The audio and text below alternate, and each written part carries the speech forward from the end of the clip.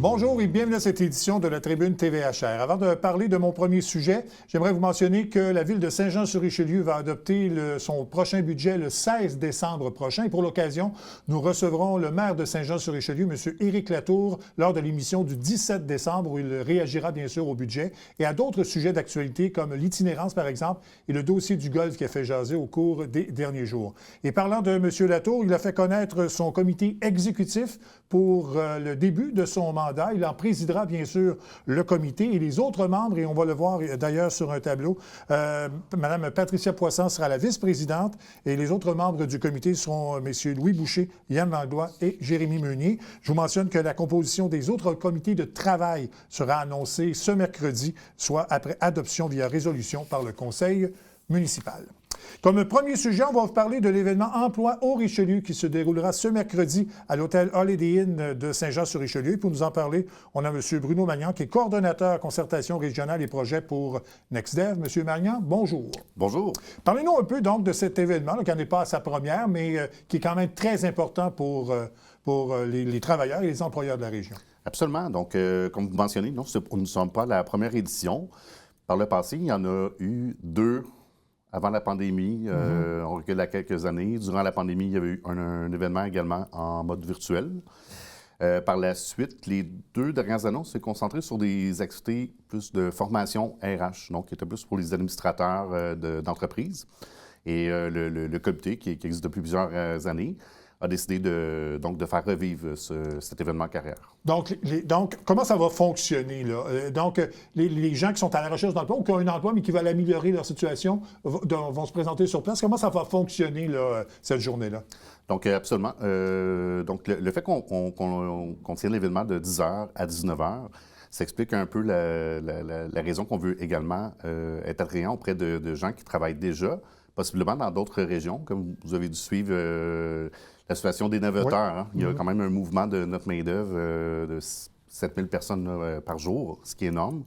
Alors oui, d'une part, aider les chercheurs d'emploi qui se recherchent présentement, aider les entreprises qui ont des postes à combler, mais également intéresser donc les gens qui travaillent ailleurs, mais qui demeurent sur notre territoire. Bon. Donc, ce sont des employeurs de la région, donc, qui ont des kiosques et les gens pourront aller les rencontrer pour justement obtenir de l'information sur les emplois disponibles et les possibilités de carrière pour ces gens-là. Absolument. Donc, c'est un peu l'avantage d'un événement comme celui-ci. Souvent, les chercheurs d'emploi se plaignent de « bon, j'envoie un CV, j'ai pas de nouvelles se sentent un peu laissés à eux-mêmes, ils n'ont pas de retour. Donc, le fait de pouvoir y aller sur place, c'est doublement avantageux, tant pour le chercheur d'emploi que même l'employeur, souvent qui reçoit plein de courriels, mais qui sont dépersonnalisés. Hein. On ne peut pas mettre un visage sur le nom, avoir le contact avec la personne. Donc, c'est évident qu'un événement comme ça permet ce rapprochement-là plus direct. Il y a même sur place des espaces là, pour des entrevues express. Donc, un employeur qui aimerait être plus actif. Qui a eu un coup de cœur pour une personne, par exemple, va pouvoir le rencontrer et l'interroger sur place. Absolument. Surtout qu'à quelque part, on se trouve à mettre l'employeur en compétition.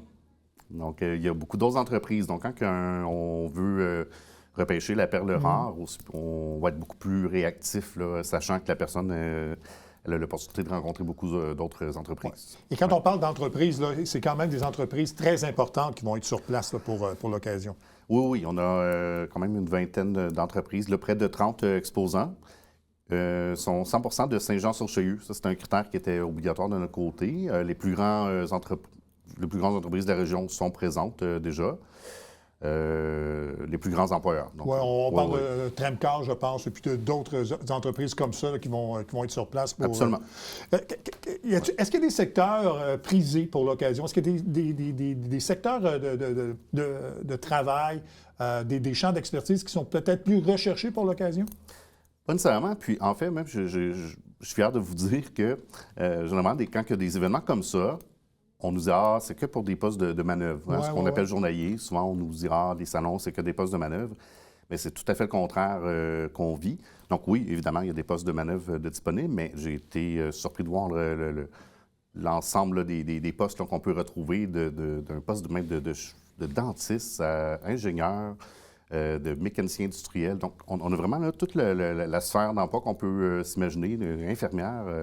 Donc, c'est pas que des postes de manœuvre et on parle de plusieurs centaines de postes là, qu'on peut d'ailleurs consulter sur le site de l'événement. Oui, c'est ça. Bon. Ouais. Comment c'est fait un peu le travail là, pour recruter ces entreprises-là, de un, et de deux, quelle est la situation de l'emploi à Saint-Jean-sur-Richelieu si on compare avec d'autres régions peut-être limitrophes à Saint-Jean? Oui, bien, on vit une situation particulière à Saint-Jean par rapport au... là, je change peut-être un petit peu de sujet, là, je suis moins dans le salon, mais ce qui touche l'immigration. Donc, vous avez peut-être vu dans la dernière année, ça fait couler beaucoup d'encre, la situation. Oui, on en a parlé beaucoup sur le plateau, effectivement. Oui. Donc, les travailleurs étrangers temporaires, et ce qui fait que Saint-Jean-sur-Richelieu, on est dans une situation très particulière parce qu'ils nous considèrent dans la RMR de Montréal. Donc, la région métropolitaine de recensement. Ça, c'est ce qui est utilisé au fédéral pour le découpage du territoire. Et Saint-Jean nous glisse dans cette sphère-là, alors que notre situation est bien différente du marché du travail de Montréal. À Montréal, ils ont un taux de chômage qui est supérieur à 6,1 %, ce qui est la condition pour appliquer plusieurs resserrements au niveau du fédéral. Mais dans notre cas, j'ai même vérifié avant de venir vous rencontrer, puis nous étions à 4,8 dans le Haut-Richelieu. Donc, on n'est pas du tout dans la même situation, mais on subit la même problématique. Donc, on perd déjà beaucoup de nos travailleurs. Alors, les entreprises ont besoin de combler ce vide. Donc, je fais un petit clin d'œil avec un événement emploi qu'on considérait qu'il est un bon moment de le faire. Bien, c'est pour ça, mais de toute façon, c'est un très bon point que vous amenez là, parce que de toute façon, avec cette problématique, les entreprises vont devoir se trouver du personnel, vont combler ces postes-là. Donc, l'événement emploi, je pense, va prendre encore un petit peu plus d'importance cette année en raison de cette situation-là. Absolument, absolument. Oui, je pense que c'est le fameux timing qui s'est imposé lui-même. On s'est dit, OK, là, on vit une situation depuis un an avec les travailleurs de tranche temporaire qu'on perd déjà. On s'est dit, l'événement carrière, l'emploi au Richelieu, c'est un bon moment de le remettre en service, oui. Bon. Oui. Et vous avez un porte-parole cette année qui fait l'actualité, on peut le dire, parce qu'on en a parlé, je pense qu'il a été la vedette de l'été, on peut le dire. C'est Mike Cheronas, en fait, c'est Alexandre Pronovo qui sera le porte-parole de l'événement. Absolument. Puis, chic type, pour vrai, là, on a eu l'occasion de se rencontrer quelques fois avant l'organisation de tout l'événement. Alexandre Pronovo, donc c'est un petit gars bien de chez nous. Hein. Il est de la région, les Saint-Jean. Exact. Oui, il s'est fait connaître surtout par son rôle de Mike Chirona. Puis en effet, on le voit beaucoup. Il y a le vent d'aller voir dernièrement. Oui. Mais je crois, quand on l'a approché pour être porte-parole de notre événement, ça l'a profondément touché parce qu'il dit je peux être Alexandre.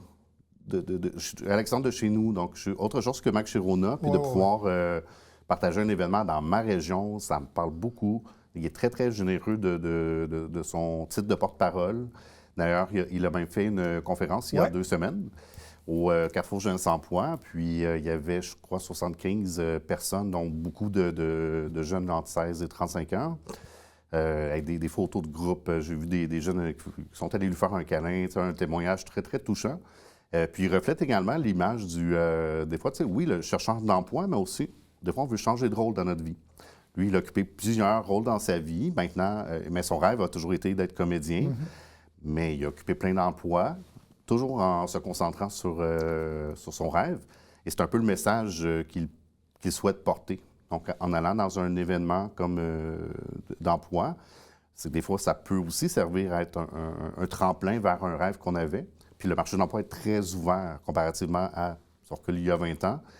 Donc maintenant, c'est plus qu'une question de diplôme, hein. C'est une question de volonté, d'expérience et de vouloir, en force. Exactement. Et je pense qu'il pourrait être un bon exemple pour les gens, par exemple, qui se cherchent un emploi, qui se font refuser un emploi, 2 emplois. Lui, il a eu plein de refus dans sa carrière de comédien. Il le dit d'ailleurs, je pense, dans sa conférence. Oui. Et il a continué à persévérer. Et finalement, il est arrivé avec ce rôle-là, qui est le rôle de sa carrière, qui l'a fait connaître. Je pense qu'il pourrait être un bon exemple pour les gens, justement, qui sont à la recherche d'emploi, mais qui se sont fait refuser des postes. Absolument. Ça peut les décourager, mais il faut continuer, il faut foncer. Il faut continuer, oui. Puis, comme il mentionnait, le fameux timing. Oui, il est arrivé. Il y a eu pourquoi Mike Chirona? Hein? Pourquoi? C'est ce rôle qui lui donne toute l'importance qu'on connaît aujourd'hui. Mais il a occupé d'autres plus petits rôles avant, qui étaient peut-être moins populaires, on peut dire. Oui, c'est ça. Moi, sur le feu de la rampe, mettons. Oui, c'est ça, exact. Mais à chaque fois, il faisait quand même sa journée de travail régulière. Il y avait un employeur compréhensif qui le laissait quitter un certain nombre d'heures pour aller faire ses entrevues et il retournait faire ses heures de travail. Donc, évidemment, il a passé beaucoup, beaucoup de temps à travailler son rêve et à ne pas l'abandonner. Donc, cette notion-là de travailler fort pour ce qu'on veut dans la vie, je crois que ça s'applique à tout le monde. Des fois, on se retrouve on dirait, trouver son X. On se retrouve sur notre X, mais des fois, le parcours qu'on a pris pour s'y rendre n'a rien à voir avec le parcours scolaire qu'on a eu ou le type d'emploi qu'on a occupé.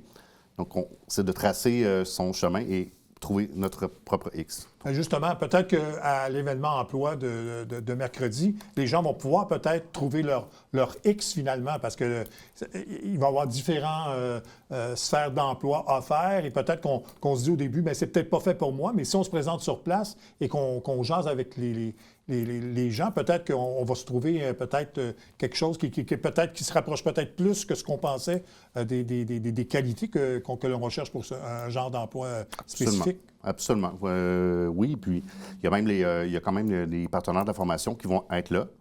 Des fois, il y a des formations aussi qu'on peut se permettre d'explorer, que ce soit avec le cégep, l'université. Donc, on a quand même plusieurs partenaires qui vont être présents. Centre de services scolaires, évidemment. Donc, est-ce qu'il y a des formations aussi qu'on ne connaît pas du tout, l'existence, qui pourraient nous permettre de se rapprocher de son X ou des carrières? Je pense on va avoir une délégation là, de la Défense nationale. Ils vont être trois grands kiosques. Donc, oui, il y a les forces au niveau des recrues. Ouais. Donc, souvent, c'est l'image qu'on a du militaire, mais ils ont plein de postes civils également qui sont très spécialisés. Dans plusieurs cas, ils forment eux-mêmes les gens, donc ils payent la formation. Donc, encore là, c'est des fois des carrières qu'on ne suspecte pas. Le C3S également, ils font de la formation en milieu de travail. Trumcar, qu'on a souvent nommé en exemple, qui font de la formation en milieu de travail. Donc, on devient soudeur en travaillant. Donc, ce sont là tous des exemples de... On peut se retrouver sur son X sans même s'y attendre qu'on allait trouver ça comme opportunité dans un salon. Bon. Ouais. C'est difficile à quantifier, là, mais vous vous attendez à combien de personnes à peu près pour la journée de mercredi? C'est difficile à dire. Selon les estimations des événements précédents, on peut parler entre 800 et 900 personnes. Quand même. Généralement, pour ce type d'événement-là, dans le Haut-Chayeux. Bon. Donc, l'événement est gratuit. Les gens n'ont qu'à se présenter sur place. Dans le fond, il n'y a pas d'inscription à faire avant l'événement. Les gens n'ont qu'à se présenter sur place et là, on va pouvoir répondre à leurs questions. Absolument. Puis, il y a toute une équipe pour les accueillir. Donc, il y a même nos partenaires, les organismes d'aide pour les chercheurs d'emploi, qui sont placés même à l'ouverture du salon. Donc, si quelqu'un veut juste faire quelques vérifications sur son CV avant de faire le trajet, il y a des ordinateurs sur place, imprimantes. Donc, on peut avoir des conseils d'experts dès l'arrivée. Il y a un photo booth également, si on souhaite mettre à jour sa photo professionnelle. Oui. Donc, oui, il y a un accompagnement qui est là, c'est gratuit. Puis, comme je disais, on a quand même mis des heures intéressantes là, de 10h à 19h. Pour permettre à un maximum de personnes de se présenter. Donc, c'est au l'ADN, donc mercredi prochain. Merci beaucoup, M. Magnan. Merci donc, beaucoup. On invite les gens à y aller, bien sûr, et je pense qu'ils vont recevoir de précieux conseils. Merci beaucoup. C'est un rendez-vous. Merci. Merci. On revient après la pause.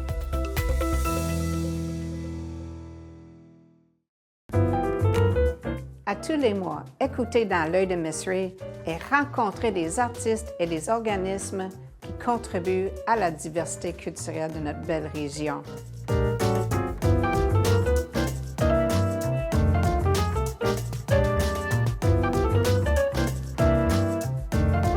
Ensemble, nous gardons l'art vivant. À tous les lundis, 18h30, sur les ondes de TVHR.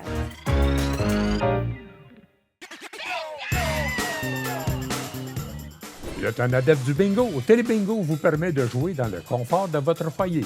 4 500 $ en prix à gagner. Et pour ce faire, vous devez vous procurer un livret comme celui-ci au coût de 9,50 $ chez l'un de nos détaillants, dont la liste apparaît sur notre site Internet tvhr9.com. Donc, c'est un rendez-vous dimanche matin 9h30, Télé Bingo.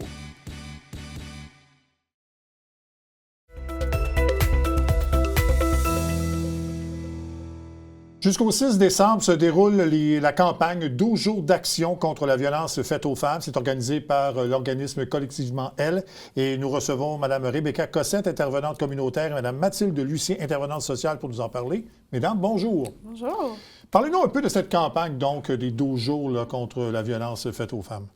Donc, ces 12 jours-là, c'est historiquement basé sur la première journée contre la violence faite aux femmes. Et 12 jours après cette journée-là, il y a eu la catastrophe à Polytechnique. Donc, d'où le 12 jours contre la violence faite aux femmes.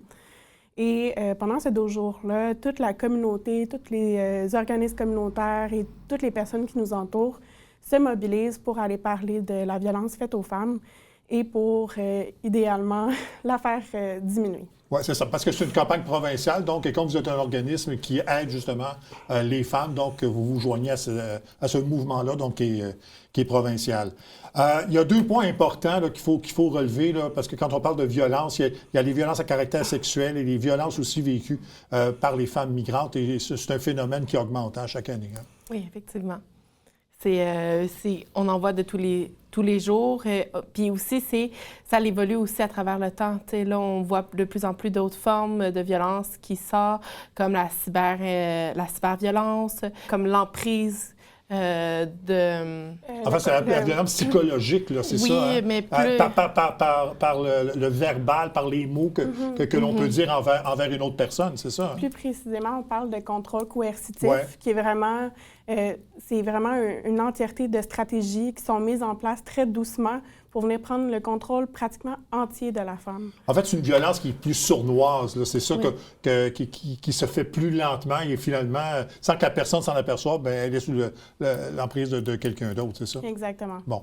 Parce que la violence n'est plus physique maintenant, c'est documenté. On parle de violence psychologique, violence verbale et ce genre de violence-là. Donc, c'est un peu ça que vous essayez de contrer, de lutter au quotidien pour que justement les femmes puissent être moins victimes de ce genre de gestes-là. Oui, exactement. On va séparer les deux. Il y a des chiffres et c'est assez quand même effarant là, concernant la violence domestique et conjugale. Comment les femmes vivent ça? Comment elles peuvent se faire aider justement pour tenter justement de se sortir des griffes de gens qui contrôlent justement la vie de ces gens-là? En fait, c'est un processus qui est quand même très, très, très compliqué pour la femme, mais nous, on vient mettre en place le plus de choses possibles pour aider les femmes dans ce processus-là, parce que ça peut prendre jusqu'en moyenne 7 fois pour qu'une femme soit capable de sortir du milieu violent. Quand vous dites 7 fois, c'est 7 demandes d'intervention pour les aider avant de s'en sortir? Pas nécessairement des demandes d'intervention parce que c'est un processus qui est très interne. Ouais. Il y a vraiment toute une réflexion, toute une progression que les femmes doivent faire pour être dans l'espace mental pour vouloir partir. Parce qu'on parlait justement, c'est très sournois, il y a un contrôle qui est très entier. Donc, on parle souvent, on va beaucoup isoler la femme dans ces cas-là, l'éloigner de sa famille, de ses amis. Donc, des fois, ça devient tellement grave que la demande d'aide peut être très, très, très difficile à faire. Bon. Pour ces 12 jours d'action, justement, il y a une programmation qui a été mise en place. Peut-être nous en parler un peu. D'ailleurs, on va voir un tableau qui résume assez bien les activités que vous allez faire, mais peut-être nous parler un peu là, de ce que vous faites au cours de ces journées-là. En fait, qu'est-ce qu'on commence? On commence à partir du 25. On avait décidé qu'on ferait une petite veillée pour que les femmes qui ont été victimes de féminicide de cette année, on s'en remémore. On va aussi faire un autre atelier sur, comme en tant qu'entourage, comment on peut accompagner nos membres de notre famille qui vivent une certaine forme de violence. Aussi, on fait un autre atelier qui est la communication non violente. T'sais, comment on peut essayer de communiquer au quotidien d'une manière plus saine et qu'on est capable de mettre nos attentes et sans nécessairement que l'autre se sente attaqué. À travers ça aussi, nous, on va avec le comité violence, on va dans les écoles, on va dans des places publiques, on va dans des maisons pour aînés pour aller distribuer des macarons avec le ruban blanc, des bracelets aussi. Que vous portez d'ailleurs Oui. avec vous, hein? Oui, on va faire aussi le 4 décembre une veillée pour la commémoration du 36e anniversaire de la Polytechnique parce que faut pas qu'on oublie qu'est-ce qui s'est passé.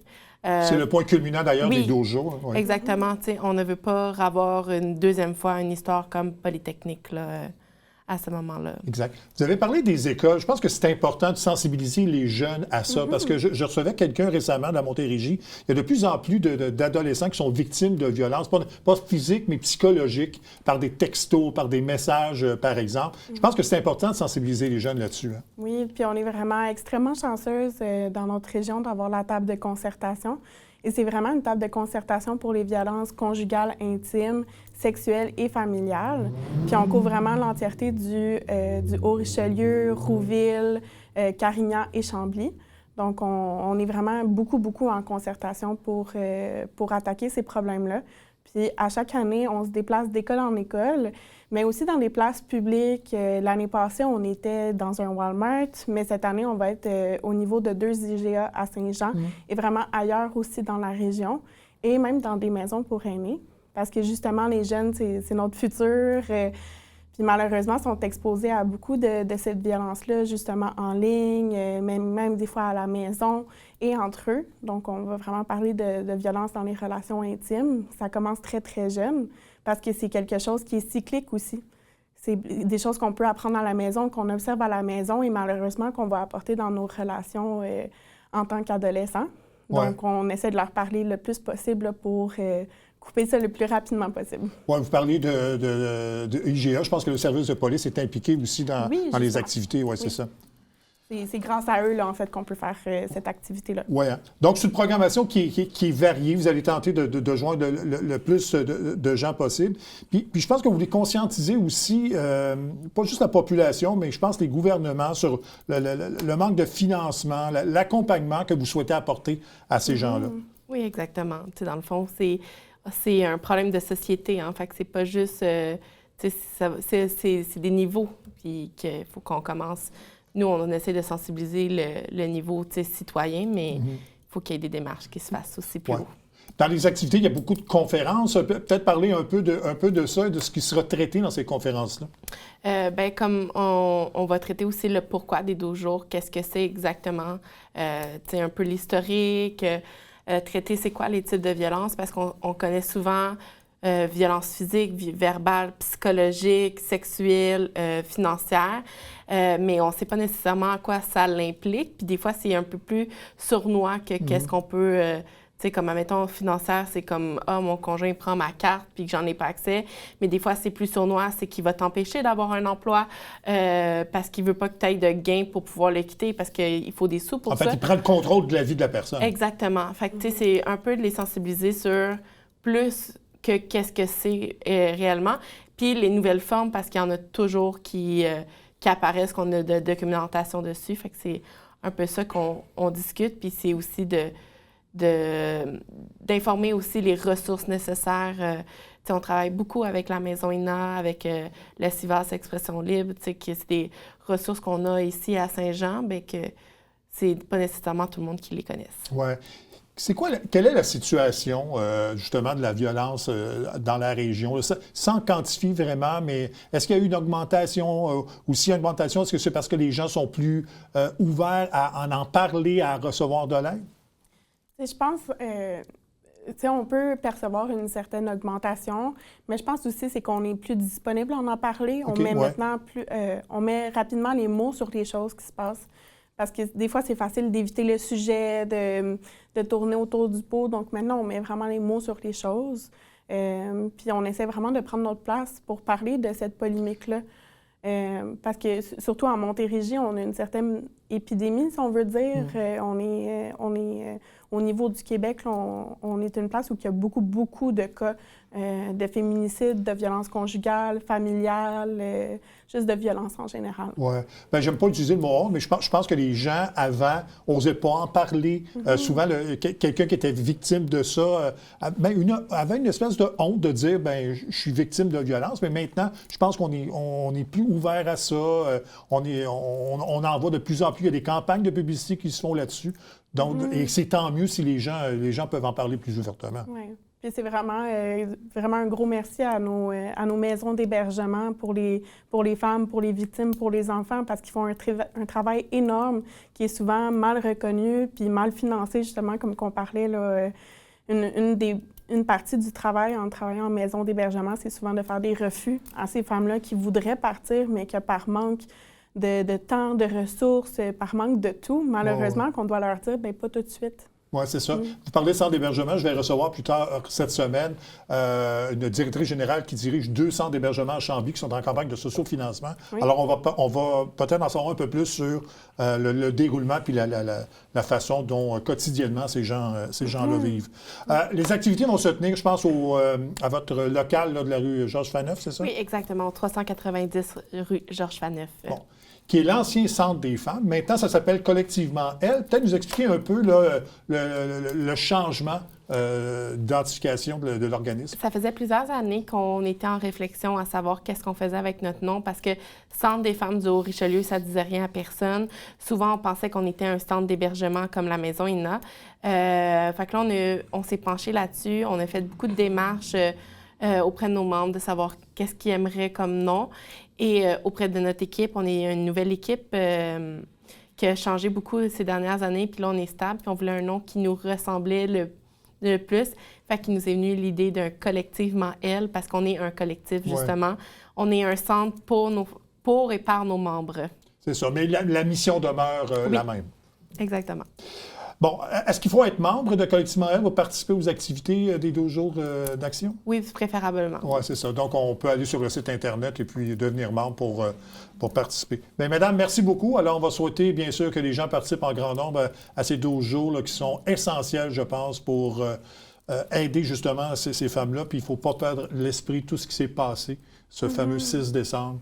Je pense que c'est important de le garder en mémoire pour que ça ne survienne plus jamais, ces choses-là. Merci beaucoup. Merci.